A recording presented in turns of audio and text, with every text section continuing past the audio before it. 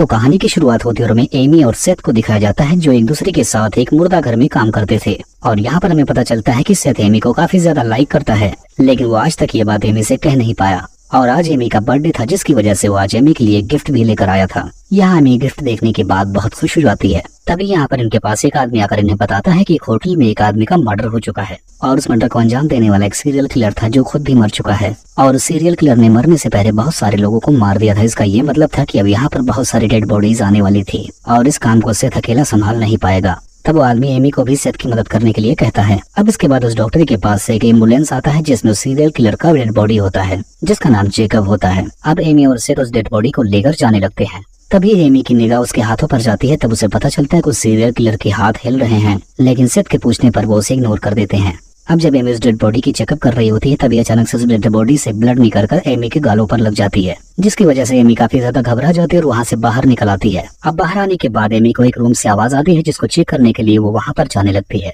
और वहाँ अंदर जाने के बाद उसे बहुत सारी डेड बॉडीज मिलती हैं। अब एमी की आवाज लगाने के बाद वो सारे के सारे मुर्दे उठकर बैठ जाते हैं, जिससे हम ये जान पाते हैं कि ये सारे मुर्दे कोई और नहीं बल्कि एमी के फ्रेंड होते हैं जो एमी को सरप्राइज करने के लिए उसके पास इस तरीके से मुर्दा बनकर आए होते हैं। अब इन सबको यहाँ पर इसलिए आना पड़ता है क्योंकि आज एमी का बर्थडे था, लेकिन एमी अपने बर्थडे पर जा नहीं सकती थी क्योंकि सेथ यहाँ पर अकेला पड़ जाता, जिसकी वजह से उसके सारे दोस्त यहाँ पर इस तरह से आए हुए थे। अब हम देखते हैं कि ये सारे लोग यहीं पर एमी की बर्थडे पार्टी सेलिब्रेट करते हैं और बहुत एंजॉय करते हैं। अब इनके फ्रेंड यहाँ से सीधा सीरियल किलर के बॉडी के पास जाते हैं और उसे देखने लगते हैं, उसे उल्टी सीधी बातें करने लगते हैं। अब उसकी फ्रेंड उसके फेस से कपड़े उठाती है और उसके कपड़े हटाकर उसके मुंह पर किस करने लगती है, जिसके बाद उसके साथ अजीब अजीब हरकतें भी करने लगती है। अब यहाँ का इंचार्ज उसे ये सब करने के लिए मना करता है, लेकिन उनकी फ्रेंड नशे में थी इसलिए वो उन्हें कोई जवाब नहीं देते और वो अपनी मनमर्जी चलाती रहती है। यहाँ पर ये सबको बताते हैं कि बस ये एक डेड बॉडी बची है, बाकी ये सीरियल किलर नहीं है। और इसी तरह से ये लोग एक दूसरे के साथ ही उसी रूम में उसी डेड बॉडी के सामने इंटीमेट होने लगते हैं और इनके बाकी फ्रेंड्स भी दूसरे कमरों में इंटीमेट होना शुरू हो जाते हैं। अब ये दोनों यहाँ पर एक दूसरे के साथ रोमांस में डूबे थे, लेकिन तब तक इनकी निगाहें पड़ती हैं कि वो डेड बॉडी गायब है। ये देखने के बाद उसके फ्रेंड्स घबरा जाते हैं और तभी अचानक से वहाँ की बिजली भी चली जाती है। अब लाइट जाने के बाद उनकी फ्रेंड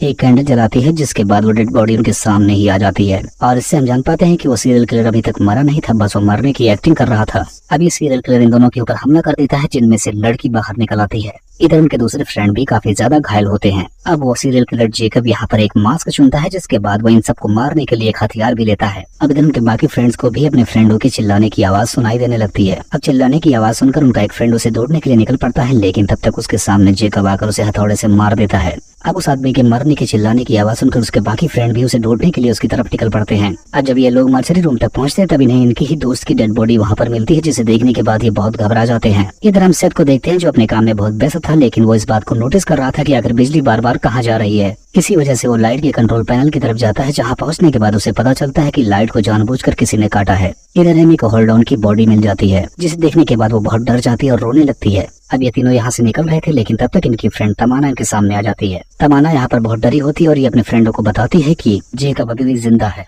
इसके अलावा उसने हमारे और भी दोस्तों को मार दिया है। इधर हम सेथ को देखते हैं जब वो लाइट ठीक कर लेता है तभी उसका सामना वो सीरियल किलर जेकब से हो जाता है। अब वो सीरियल किलर उस पर भी अटैक करता है, लेकिन सेथ कैसे भी करके अपनी जान बचाकर वहाँ से भाग निकलता है। इधर एमी और वेल दरवाजा खोलने की कोशिश कर रहे थे, जो कि सीरियल किलर ने बाहर से लॉक कर दिया था। तभी सेथ वहाँ पर पहुंचकर दरवाजे को खोल देता है, जिसके बाद अब सारे लोग वहाँ से भागने लगते हैं, लेकिन अब सीरियल किलर भी इनका पीछा करने लगता है, जिसकी वजह से डर के मारे ये लोग एक दूसरे से अलग हो जाते हैं। लेकिन इनकी एक फ्रेंड अकेली रह जाती है जिसका नाम केला होता है और उसे आकर वो सीरियल किलर मार डालता है। अब यहाँ पर सिर्फ 4 लोग बचे थे जो दो करके एक दूसरे के रूम में छिपे हुए थे और इनके बीच में सीरियल किलर मौजूद था। यहाँ पर एमी सीरियल किलर का ध्यान भटकाने के लिए उसे अपनी तरफ इशारा करती है। अब इस बात का फायदा उठाकर जैसे ही तामना भागने की कोशिश करती है, वैसे ही सीरियल किलर एक चाकू से उसका गला काट देता है, जिसकी वजह से उनकी ये फ्रेंड भी यहाँ पर मारी जाती है। जिसके बाद अब बचे तीनों लोग यहाँ से भागने की कोशिश करते हैं। अब भागते टाइम एमी के भाई विल को जेकब पकड़ लेता है और उसे एक बेड पर बांध देता है। विल सेथ को और एमी को यहाँ से भागने के लिए कहता है, लेकिन यहाँ पर एमी कहती कि मेरा भाई जिंदा और मैं बिना उसे बचाए यहाँ से नहीं जा सकती, जिसकी बात पर सेथ भी सहमत हो जाता है और उसे बचाने के लिए लोग एक दूसरे के रूम में जाते हैं, जहाँ पर विल इन्हें एक रूम में बंधा हुआ मिलता है। यहाँ पर विल एमी से कहता है तुम फौरन निकलो क्योंकि वो यहीं पर छिपा हुआ है, लेकिन तब तक जेकब विल को नीचे से ही काट देता है, जिसके बाद अब एमी और सेथ ही बचकर वहाँ से भाग निकलते हैं और इस तरह से जाकर एक दरवाजे के पीछे छिप जाते हैं। और अब जेकब भी इनके पीछे लग चुका था, लेकिन एमी एक दरवाजे को खोलने की कोशिश करती है, लेकिन तब तक जेकब दरवाजे की दूसरी तरफ से चाकू घुसाकर एमी को भी मार देता है।